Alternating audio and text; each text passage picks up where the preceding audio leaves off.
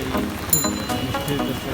আর একটা অবাস্তব ঘটনা হয়ে গেছে, ওটা বলতে পর বৃষ্টি হলে ভালো লাগে, কারণ হচ্ছে প্রচুর গরমে রাতে ঠিকমতো ঘুমোতে পারে না।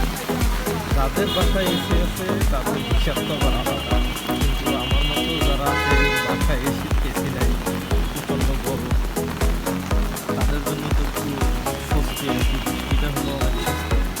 বৃষ্টিটা হলে একটু বেশি বৃষ্টি হলে আশেপাশে এলাকা বা পরিবেশটা একটু ঠান্ডা হয়, ঘুমাইতে একটু ভালো লাগে। রাতে ঘুম না হলে সবারই মেজাজ একটু খারাপ থাকে, খিটখিটে থাকে। সারাদিনের কাজে অতটা ভালো লাগে না। কাজের জন্য যদি কনসেন্ট্রেট হয়, কাজ যদি ভালোভাবে করতে হয়, তাহলে রাতের ঘুমটা জরুরি। আমার মনে হয়, আমরা যেটা আমি নিজে ফিল করি আর কি। কারণ হচ্ছে আমার রাতে ভালো ঘুম হলে সারাদিনে শরীরটা ভালো যায় না, কাজও ভালো লাগে না। আর বৃষ্টি হলে ঢাকার শহরে তো পুরাই রিক্সাওয়ালাদের ঈদ লেগে যায়, ইন্ডিয়া লাগে। এগুলো না বললে যার যার পোশাক আপনার কাছে যেভাবে ইনকাম করে থাকবে। আর গেছিলাম একটা কাজে, সবচেয়ে বড় অবাস্তব বিষয় হচ্ছে যে যে কাজের জন্য গেছি ওই কাজের জন্য গেলে মিনিমাম 2 থেকে 3 ঘন্টা, 2.5 ঘন্টা 2 ঘন্টা 2.5 ঘন্টা তো হাতে রাখাই লাগে। আমি ব্যবসায়িক এলাকায় ব্যাংকে কোনো কাজ করতে গেলে, ব্যবসায়িক বলতে মার্কেট এরিয়া, ব্যবসায়িক এরিয়ার ভিতরে ব্যাংকিং কোনো কাজ করতে গেলে আপনার অনেক সময় লাগে, কারণ এই জায়গায় প্রচুর ভিড় থাকে। আরও সপ্তাহের শেষের দিন, দুপুর হয়ে গেছে, 1টা বাজে। তো এই টাইমে প্রচুর পরিমাণে মানুষের ভিড় থাকার, কিন্তু অবাক করা বিষয় হচ্ছে আমি ঢুকছি 1টা বাজে, 1:30 বাজে, মেবি 1:35 এরকম।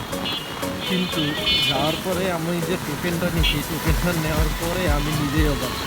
স্ক্রিনে দেখতেছি টোকেন রিয়াল করতেছে 136, আর আমার টোকেন নাম্বার চলে আসছে 37।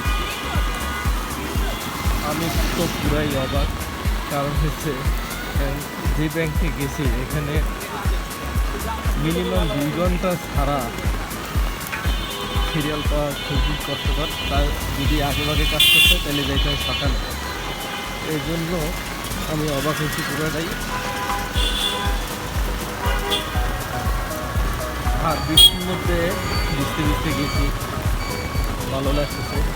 বছরে বৃষ্টি হয় যতদূর, তাও আবার হাতে মানে আমার নাগালের বাইরে থাকে, ধরতে পারে। বৃষ্টি ধরা ভালো, বৃষ্টিতে ধরা ভালো। যদি ঠান্ডা জ্বরের সমস্যা না থাকে তাহলে বুঝতে। আজকে মতো রাত, আজকে আর কথা বাড়াবো না। সবাইকে আল্লাহ হাফেজ, দেখা হবে আবার নেক্সট কোনো ভিডিওতে। সেই পর্যন্ত সবাইকে শুভকামনা, সুস্থতা কামনা করে শেষ করছি।